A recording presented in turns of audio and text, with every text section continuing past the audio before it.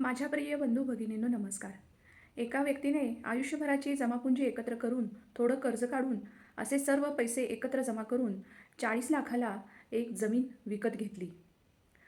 जमिनीचं त्याने रजिस्ट्रेशन करून घेतलं. म्हणजेच जमीन त्याने दुय्यम निबंधक कार्यालयात जाऊन नोंदणीकृत दस्ताद्वारे ती जमीन खरेदी केली. म्हणजे आता त्या माणसाला वाटलं की जमिनीचं रजिस्ट्रेशन झालं आहे. नोंदणीकृत जमीन झाली आहे. त्यामुळे आता आपल्याला कसलंही टेन्शन नाही.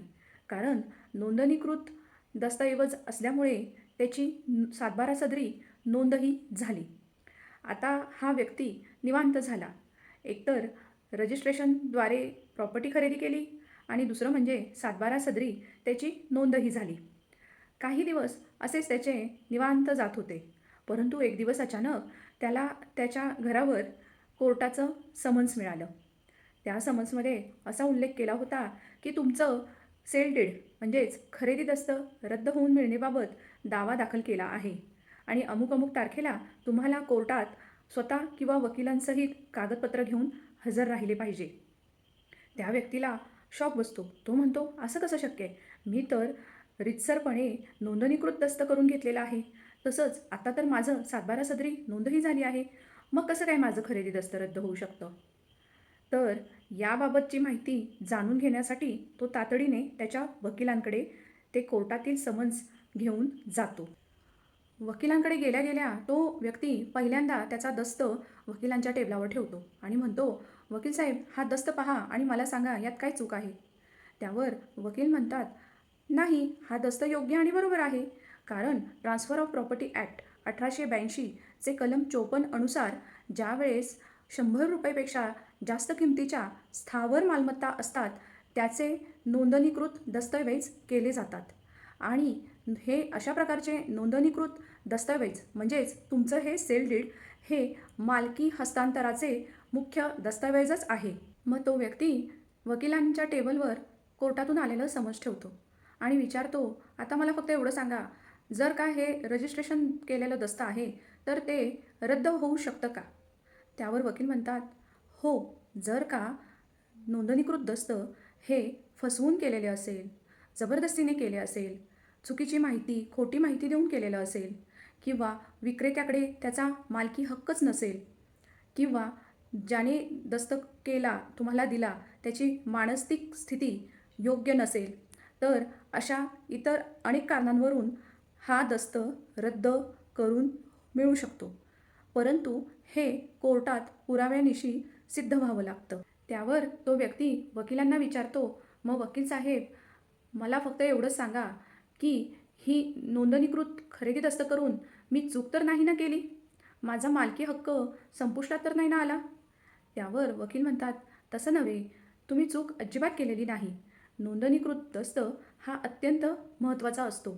परंतु ज्यावेळेस आपण एखादी मालमत्ता खरेदी करतो त्यावेळेस त्या मालमत्तेवरील कायदेशीर हक्क अत्यंत काटेकोरपणे तपासून पाहणे हेही अत्यंत आवश्यक असतं. आता तो व्यक्ती वकिलांना विचारतो, वकील साहेब हे सर्व तर ठीक आहे. तुम्ही आता माझी केससुद्धा चालवायला घेतली आहे. परंतु तुम्ही कोर्टात सिद्ध कसं करणार की आपलंच खरेदी दस्त खरं आणि बरोबर आहे ते? त्यावर वकील म्हणतात, हो, कारण सन्माननीय सुप्रीम कोर्ट यांचे हे जजमेंट आहे. त्याच्यामध्ये त्यांनी असे नमूद केलेले आहे की ज्यावेळेस खरेदी दस्त हे नोंदणीकृत असते त्यावेळेस ते प्रथमदर्शनी वैध मानले जाते. आणि जर का अशा प्रकारचे खरेदी दस्त फसवून, बळजबरीने किंवा काही खोटी कागदपत्रे, खोटी माहिती देऊन केली आहे, असं जर का वादीचं म्हणणं असेल तर ती पूर्ण जबाबदारी वादीचीच असते की त्याने त्याचं ते सिद्ध करायचं असतं. त्यामुळे ती आपली जबाबदारी नाही. तसेच जे हे खरेदी दस्त आहे, केवळ आरोप करून की बाबा हे खरेदी दस्त खोटं आहे, बनावट आहे, केवळ आरोप करून ते नोंदणीकृत खरेदी दस्त रद्द करता येत नाही. आता तो व्यक्ती वकिलांना विचारतो, वकील साहेब हे सर्व तर ठीक आहे, परंतु भविष्यात अशा चुका होऊ नये म्हणून काय खबरदारी घेतली पाहिजे? त्यावर वकील साहेब म्हणतात, हे बघा, आता मी तर काही तुम्हाला सारखं सारखं सांगणार नाही की जुने रेकॉर्ड तपासा, जुने सगळे मालमत्तेची हिस्ट्री तपासा, एवढा तुम्हाला वेळही नसतो. परंतु ज्यावेळेस तुम्ही एवढी कोट्यावधीची मालमत्ता खरेदी करता त्यावेळेस थोडे पैसे वकील फी देऊन तुम्ही एखादा वकील अपॉइंट करून त्यांच्याकडून सर्च रिपोर्ट का बरं काढून घेत नाही? त्यामुळे तुम्हाला त्या मालमत्तेची पूर्ण हिस्ट्री समजते आणि त्यामुळे ती मालमत्ता घ्यायची की नाही याची सुद्धा चाचपणी तुम्ही करू शकता आणि भविष्यात येणारी अडचणी ह्या टाळू शकता. अशा प्रकारे आजच्या भागात आपण नोंदणीकृत खरेदी दस्त असूनसुद्धा तो रद्द होऊ शकतो का याबाबतची माहिती जाणून घेतली. आता हा व्हिडिओ इथेच समाप्त होत आहे, परंतु मागील माझ्या एका व्हिडिओसाठी जे वकील आहेत केवळ त्यांच्यासाठी ही माहिती. आता हा मी व्हिडिओ केलेला होता की या प्रकरणात मेहरबान कोर्ट ताकीद अर्ज मंजूर करत नाही किंवा ताकीद देत नाहीत. तर याला अत्यंत कमी व्ह्यू मिळालेले आहेत. परंतु हा व्हिडिओ आता बघा, एक फर्स्ट जनरेशन लॉयर असतात, म्हणजे फर्स्ट जनरेशन वकील असतात.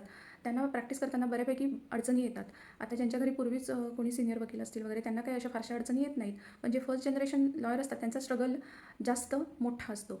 आता बघा, मी कोर्टात एका गेलेले तेव्हा एका वकिलांचं आर्ग्युमेंट चालू होतं. त्यावेळेस वरून कोर्ट जज साहेब हे त्या वकील साहेबांना म्हणत होते की तुम्ही कोणत्या प्रोव्हिजनखाली हा दावा केला आहे आणि कोणत्या प्रोव्हिजनखाली तुम्ही ताकीद मागत आहात ती मला पहिल्यांदा प्रोव्हिजन दाखवा, अन्यथा हा दावा मी डिसमिस करेन. आणि जर का तुम्हाला असं वाटत असेल मी स्वतःहून दावा डिसमिस करू नये, तर तुम्ही स्वतःहूनच हा दावा काढून घ्या आणि हा दावा या कोर्टात चालणारही नाही.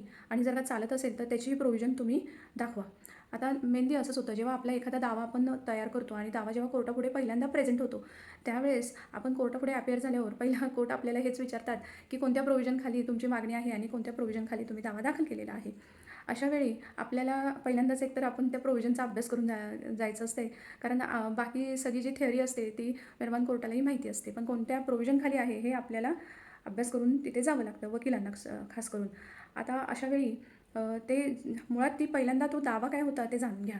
एक शेतकरी होता आणि त्या शेतकऱ्याच्या शेतातून रेल्वेचं ते पटरी जाणार होती, म्हणजे रेल्वेचं ते कन्स्ट्रक्शन होणार होतं. रेल्वेचा तो जो मार्ग असतो तो त्याच्यातून जाणार होता आणि त्याला ते माहिती पडल्या तो वकिलांकडे जाऊन आपलं ताकीद म्हणतो की बाबा मला ताकीद अर्जच मला चालवायचं आहे, पहिल्यांदा ताकीद घ्यायची आहे, कारण पुन्हा तिथं रेल्वेचं ते कन्स्ट्रक्शन झालं की मला पुन्हा काही करता येणार नाही आणि माझ्या शेतातून ते रेल्वेचं कन्स्ट्रक्शन गेलं की पुन्हा मग दावा करून तरी काय उपयोग आहे. अशा पद्धतीची त्यांची म्हणजे मला ते आर्ग्युमेंटमधून असं लक्षात आलं की अशी त्या दाव्याची मूळ थिअरी होती. आता विषय काय होतो, ज्यावेळेस असे काही जे रस्ते महामार्ग वाहतूक वगैरे असे काही जे सार्वजनिक इन्फ्रास्ट्रक्चर असतात, म्हणजेच सार्वजनिक पायाभूत सुविधा जे तयार केले जातात, जे कन्स्ट्रक्शन त्यासाठी केलं जातं, जे गव्हर्नमेंट थ्रू केलं जातं, त्याच्यामध्ये मुळातच स्टे आपल्याला मिळत नाहीत. आणि अशा वेळी आपण ज्यावेळेस दावा करतो किंवा दावा आपला दाखल होतो, एकतर जर समजा समोर कोर्टाला आपल्याविषयी दयामाया असली तर कोर्ट साहेब स्वतःच म्हणतात की हे बघा, तुमचं नुकसान होण्यापेक्षा तुम्ही स्वतःहून दावा काढून घ्या. प्रोव्हिजन तुम्हाला सांगता येत नसेल, कारण कोर्टाला प्रोव्हिजन माहिती असतात सगळ्याच, तर तुम्ही हा दावा काढून घ्या. किंवा मग जर का कोर्ट आपल्यावर चिडला असेल तर कोर्ट म्हणतात ठीक आहे, मीच डिसमिस करतो दावा, रद्द करतो दावा. पण ह्या दोन्ही प्रकारामध्ये काय होतं माहिती आहे का, आपली जी कोर्ट फी स्टॅम्प भरलेली असते ती एकतर आपल्याला परत मिळत नाही. त्यानंतर जो आपला टायपिंगचा खर्च झालेला असतो, फायलिंगचा खर्च झालेला असतो, झेरॉक्सचा खर्च झालेला असतो, ज्या गावातून आपण त्या तालुक्याच्या कोर्टात येतो तो येण्या जाण्याचा जो खर्च झालेला असतो तो सगळा खर्च वाया गेलेला असतो. तो काही खर्च परत आपल्याला मिळत नाही. ज्यावेळेस आपली तडजोड होती, आपला दावा म्हणजे तडजोडीने लोक अदालतीमध्ये ज्यावेळेस आपला मिटला जातो त्यावेळेस आपल्याला कोर्ट फी पूर्णपणे परत मिळते. परंतु अशा वेळीच ज्यावेळेस आपला दावा चुकीचा झालेला असतो किंवा आपली मेहरबान कोर्टात केलेली मागणीच चुकीची असते, अशा वेळी जर का आपला दावा डिसमिस झाला किंवा आपला दावा मेहरबान कोर्टाने काढून टाकला किंवा आपण स्वतःहून जरी तो दावा काढून घेतला तरी आपल्याला तो झालेला जो खर्च असतो ना तो परत मिळत नाही. त्यामुळे आपल्या पक्षकारांचे पैसे वाचवणे तितकंच महत्त्वाचं असतं. आणि जशी मला माहिती पडते, जसं मला वाटतं की मी आपल्याशी ती गोष्ट शेअर करते, हे आपल्या अनुभवाचे बोल असतात. काय असतं, लॉ कॉलेजमध्ये आपल्याला सगळ्या गोष्टी शिकवल्या जातात, परंतु जी प्रॅक्टिसमध्ये ज्या गोष्टी असतात स्वतः म्हणतात ना फील्ड वर्क, ते आपल्याला प्रत्यक्ष प्रॅक्टिस करतानाच जेव्हा आपल्याकडे अडचणी येतात त्याच वेळेस ते आपल्याला समजतं की अशा प्रकारच्या अडचणी येतात. परंतु कसं असतं, पहिल्यांदाच आपण सगळ्या गोष्टी जाणून घेतल्या तर आपला वेळ पैसा या दोन्ही गोष्टी वाचतात. धन्यवाद.